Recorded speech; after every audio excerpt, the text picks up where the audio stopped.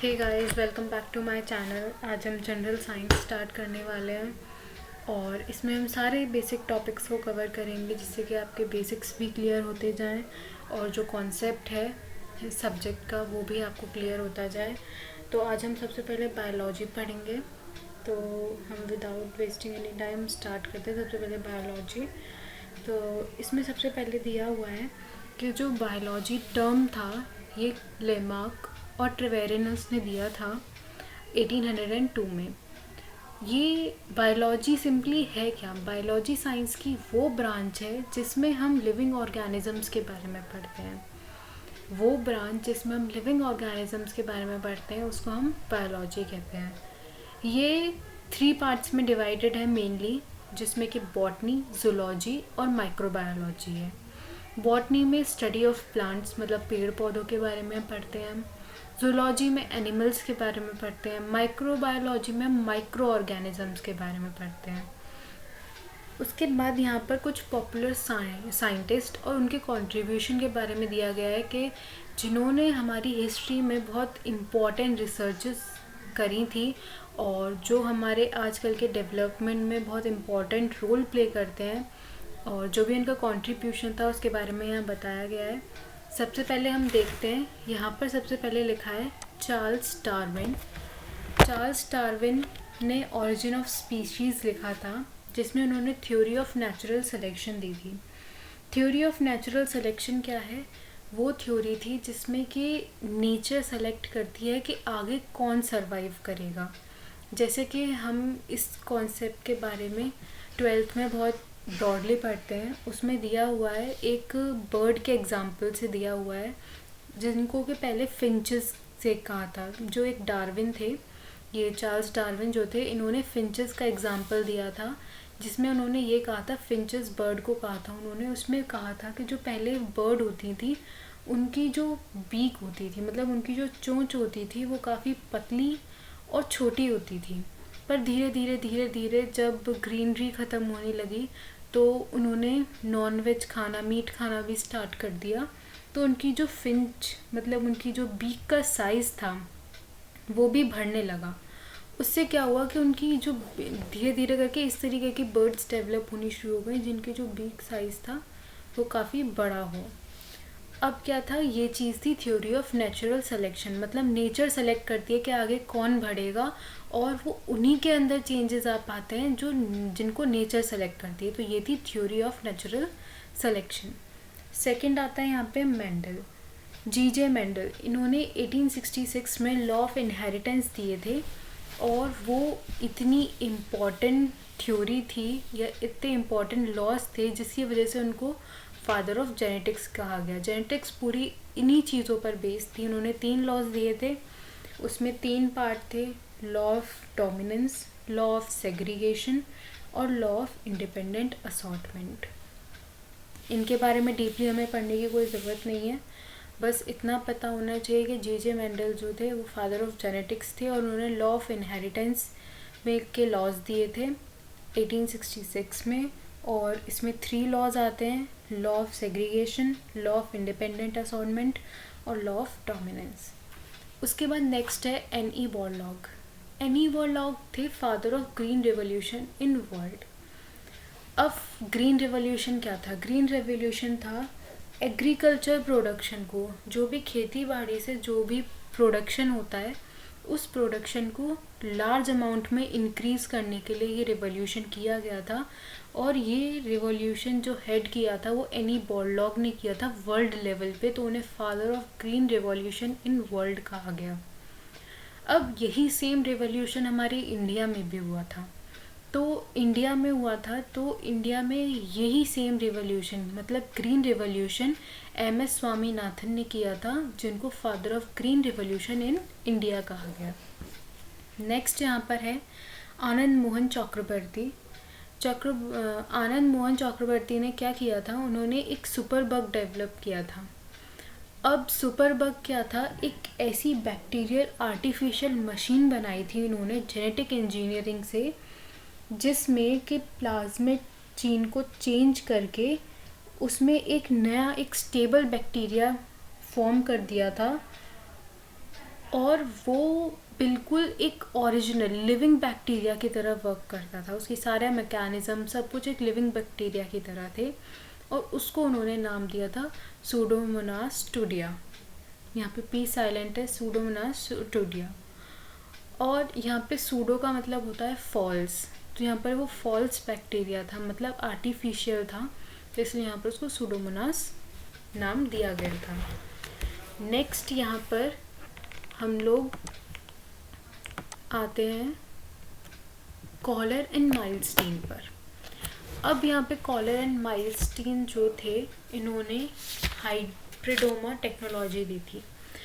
अब mainly hybridoma technology होती क्या है? हाइब्रिडोमा टेक्नोलॉजी को सिंपली हम ये समझ सकते हैं कि कोई एक एंटीबॉडी है, उस एंटीबॉडी के सेम बहुत सारी एंटीबॉडीज़ को प्रोड्यूस करना, उसको हम मतलब सिमिलर एंटीबॉडीज़ को प्रोड्यूस करना, जो जिन्हें हम आइडेंटिकल कह सकते हैं, आइडेंटिकल एंटीबॉडीज़ को प्रोड्यूस करना ही हाइब्रिडोमा टेक्नोलॉजी कहलाती है।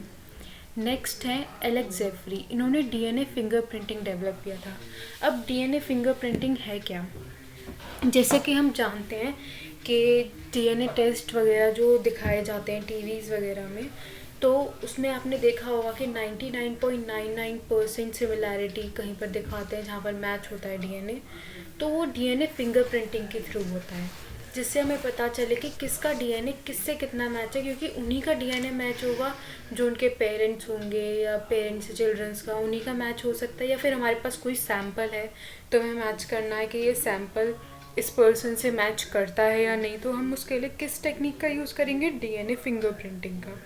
जैसे कि हमें किसी ऐसे क्राइम्स में होता है कि जिस किसी कोई सस्पेक्ट होता है, उस पर शक होता है, तो हमें कोई ऐसी चीज़ मिली, बाल या नील वगैरह कुछ, तो उससे हम डीएनए जब मैच करते हैं तो हमें पता चलता है कि ये हमारा सस्पेक्ट है या नहीं है, या ये क्रिमिनल है या नहीं है। आपने काफ़ी सारे क्राइम उसमें क्राइम एपिसोड्स वगैरह आते हैं, काफ़ी सारे सीरियल्स वगैरह आते हैं, शोज सीआईडी वगैरह, उसमें आपने देखा होगा। अब नेक्स्ट यहाँ पे आता है रॉबर्ट हुक। इन्होंने 1665 में सेल को डिस्कवर किया था और उसके ऊपर एक बुक लिखी थी, माइक्रोग्राफिया। बस इनका इतना ही इम्पोर्टेंट है कि 1665 में उन्होंने सेल डिस्कवर किया था और उस पर एक बुक लिखी थी, माइक्रोग्राफिया। नेक्स्ट विजमन, उन्होंने 1885 में थ्योरी दी थी जर्म प्लाज्म पे। अब हम सबसे पहले पढ़ते हैं जर्म प्लाज्म में क्या होता है। जर्म सेल के बारे में थ्योरी थी। अब जर्म सेल क्या होते हैं? जर्म सेल वो होते हैं जो एक जनरेशन से दूसरी जनरेशन में जो जीन्स ट्रांसमिट होते हैं, जो जीन्स एक पेरेंट से उनके चिल्ड्रंस में ट्रांसमिट होते हैं, वो जर्म सेल पर प्रेजेंट होते हैं। तो ये थ्योरी यही थी कि वो जीन्स जो जर्म सेल पर प्रेजेंट होंगे वही पेरेंट्स टू चिल्ड्रन ट्रांसफ़र होंगे। अब नेक्स्ट है ह्यूगो डी व्रीज। इन्होंने म्यूटेशन थ्योरी दी थी। सिंपली हम म्यूटेशन थ्योरी को बहुत ज़्यादा डीपली में नहीं पढ़ेंगे, हम बहुत ब्रीफली पढ़ते हैं इसको। म्यूटेशन थ्योरी क्या थी? म्यूटेशन थ्योरी थी जिसमें ये कहा गया, म्यूटेशन का मतलब होता है सबसे पहले सॉल्टेशन, मतलब बहुत ड्रास्टिक या सडनली ड्रास्टिक और सडन चेंज होना, ठीक है। अब ये थ्योरी इसी पर बेस्ड थी कि जो पहले टाइम के बाद इस जो हो रहा था स्टार्टिंग में, जैसे जिराफ का बताया जाता है कि नेक बहुत शॉर्ट थी बट सडनली चेंज हुई, और क्योंकि पेड़ जो थे वो काफ़ी मतलब नीचे से सारी ग्रास ख़त्म हो चुकी थी, तो पेड़ फिर ऊपर की ग्रास बची थी, तो इसलिए उनको इतना ऊपर एक्सटेंड करना पड़ता था, जिसकी वजह से उनकी नेक धीरे धीरे लंबी होती गई। ये काफ़ी सारी थ्योरीज दी गई हैं, और तो उसमें यही बताया गया था म्यूटेशन का मतलब होता है बहुत ज़्यादा सडन और ड्रास्टिक चेंजेस। नेक्स्ट आता है वॉटसन एंड क्रिक। अब इन्होंने डीएनए का मॉडल दिया था, जिसमें इन्होंने बताया कि डीएनए मॉडल जो है वो डबल हेलिकल होता है, मतलब उसमें 2 स्टैंड होते हैं, जो कि एक तरीके से जो हमें वर्चुअली मतलब 3D में दिखाए जाते हैं, वो उसमें ये दिखाया जाता है कि वो बहुत कर्वी और 2 स्ट्रैंड्स होते हैं जो एक दूसरे में क्रॉस लिंक्ड होते हैं, और ये टेक्सो रोटेटरी होता है, मतलब राइट हैंड साइड पे ये मूव करता है अपनी एक्सिस पे। इन्होंने काफ़ी सारे इसमें उनकी वो बताए थे कि इसमें क्या क्या क्वालिटीज़ हैं क्या नहीं है, बट जो मेन है वो इतना ही है कि उन्होंने डीएनए को डीएनए मॉडल दिया था और उसमें ये बताया था कि वो डबल हेलिकल होता है, जबकि आरएनए जो होता है वो सिंगल स्ट्रैंडेड होता है, उसमें एक सिंगल स्ट्रैंड होता है और डीएनए में 2 स्ट्रैंड होते हैं। नेक्स्ट आते हैं हरगोविंद खुराना। हरगोविंद खुराना ने जीन बनाया था, एक आर्टिफिशियल जीन बनाया था, जैसे कि जो जीन्स एक इंडिविजुअल से दूसरे इंडिविजुअल में ट्रांसमिट होते हैं, उन्होंने वो एक जीन सिंथेसाइज किया था। नेक्स्ट आते हैं कैरी मोलिस। कैरी मोलिस ने 1985 में पीसीआर टेक्निक इन्वेंट करी थी, जिसको पॉलीमरेज चेन रिएक्शन कहा गया। यही सेम पीसीआर टेक्निक जो है कोरोना टेस्ट के लिए अप्लाई की जाती है। ये क्वेश्चन अभी लेटेस्टली बहुत इम्पॉर्टेंट है, ये जीके पोर्शन में भी पूछा जा सकता है और ये जनरल साइंस के पोर्शन में भी है कि यही टेक्निक हमारी कोरोना के टेस्ट में भी यूज़ करी जाती है, पीसीआर टेक्निक। अब इसमें क्या होता है कि किसी एक सैंपल को लेकर उसकी बहुत सारी million of billions of copies बनाई जाती हैं और उस पर ये टेस्ट परफॉर्म किया जाता है। ये टेक्निक उन्होंने 1985 में दी थी। नेक्स्ट आते हैं हम लिविंग वर्ल्ड पर। अब लिविंग वर्ल्ड क्या है? 18th सेंचुरी में कार्लस लिनियस नाम के एक साइंटिस्ट ने बाइनोमियल नोमेनक्लेचर एक सिस्टम दिया था। अब ये सिस्टम होता क्या है? इस सिस्टम में हम किसी भी मतलब कोई भी ऑर्गेनिज्म हो, चाहे वो कोई प्लांट हो या कोई एनिमल हो, हम उसको नाम देते हैं। अब आप नाम देते हैं जैसे कि हमारे होते हैं, पहले नेम आता है फिर सरनेम आता है, इस तरीके से ही उन्हें 2 वर्ड्स का नेम दिया जाता है। उसमें से जो साइंटिफिक नेम जो होता है उनका 2 वर्ड से कॉन्स्टिट्यूट होकर बनता है, जिसमें एक उनका जीनस का नाम होता है और दूसरा वो कौन सी स्पीशीज़ है उसका नाम होता है। इसको ही क्या कहा गया? Binomial nomenclature. नोमेनक्लेचर का मतलब किसी को नाम देना, एक तरीके से हम कह सकते हैं नामकरण, और बाइनोमियल क्या हुआ कि मतलब 2। नेक्स्ट यहाँ पर लिखा है विटकर। जो आर.एच. विटकर थे उन्होंने 1969 में 5 किंगडम क्लासिफिकेशन दिया, जिसमें कि उन्होंने सारे जितने भी हम तब तक जितने भी हम जानते थे ऑर्गेनिजम्स, उन सबको उन्होंने उन 5 किंगडम्स में क्लासिफाई कर दिया कि ये इसमें आता है, ये इसमें आता है, ये इसमें आता है, ऐसे करके। अब वो 5 किंगडम उन्होंने कौन से दिए थे? मोनेरा, प्रोटिस्टा, फंजाई, प्लांटे और एनिमेलिया।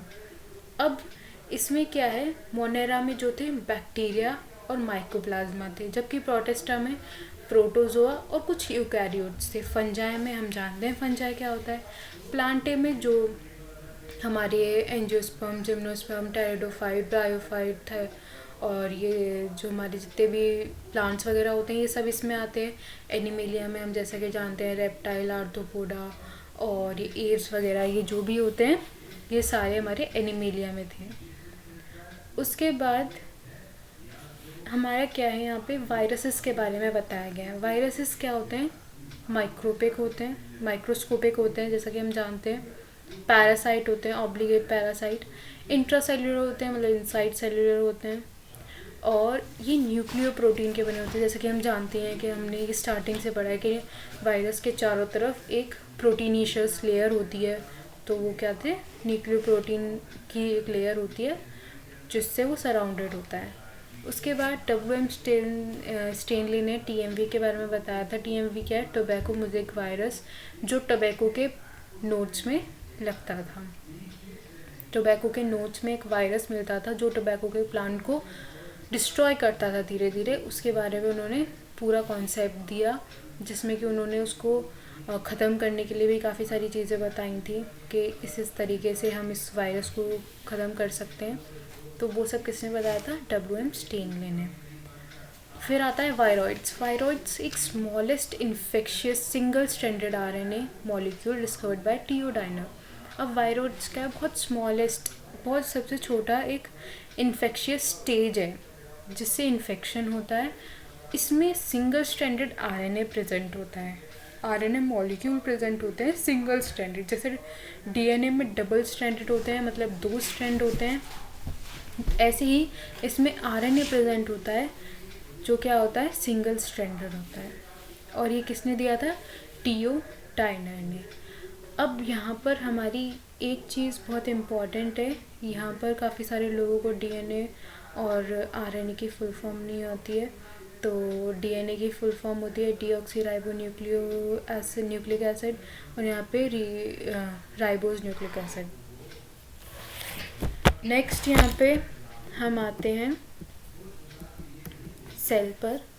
अब सेल में क्या है, सेल थ्योरी किसने दी थी, स्केलेटन ने और स्वान ने 1838 में। और स्वान को पता नहीं लोग क्या क्या बोलते हैं, यहाँ पे स्वान है, इसको CH को बिल्कुल च नहीं बोला जाता है, यहाँ पे स्वान बोला जाता है। अब हम नॉर्मली सेल को क्या बोलते हैं, सेल को हम नॉर्मली डिफ़ाइन करें, जो हम स्टार्टिंग से पढ़ते आते हैं बेसिक्स, उसमें क्या डिफ़ाइन करते हैं हम सेल को, कि structural and functional unit of life is called cell. Same यही चीज़ यहाँ पर लिखी है, बस लाइफ की जगह उन्होंने लिविंग ऑर्गेनिज्म लिख दिया है। लिविंग ऑर्गेनिज्म और life is the same thing, तो वही चीज़ उन्होंने यहाँ पर बताई है, the structural and functional unit of life is called cell. अब क्या है, ऑर्गेनिज्म जो होते हैं वो दो तरीके के सेल से बने होते हैं, एक सिंगल सेल, दूसरा होता है मल्टी सेल। अब सिंगल सेल जो होते हैं उसमें मतलब एक ही सेल प्रेजेंट होगा, जिसमें बहुत सारे सेल्स प्रेजेंट होते हैं उनको हम मल्टी सेलुलर ऑर्गेनिजम्स कहते हैं। जो प्रोकैरियोटिक सेल होते हैं वो bacteria, mycoplasma, blue green algae को हम साइनोबैक्टीरिया भी बोलते हैं, दिस इज़ वेरी इंपॉर्टेंट। और यूकैरियोटिक सेल्स में किस में प्रेजेंट होते हैं, प्लांट्स में, एनिमल्स में और फंजाई में। अब इसमें हमने क्या डिफ्रेंशिएट किया कि अब हमें यही नहीं पता कि प्रोकैरियोटिक और यूकैरियोटिक होते क्या हैं, तो यहाँ पर क्या दिया है कि सेल्स दो टाइप के होते हैं, प्रोकैरियोटिक और यूकैरियोटिक।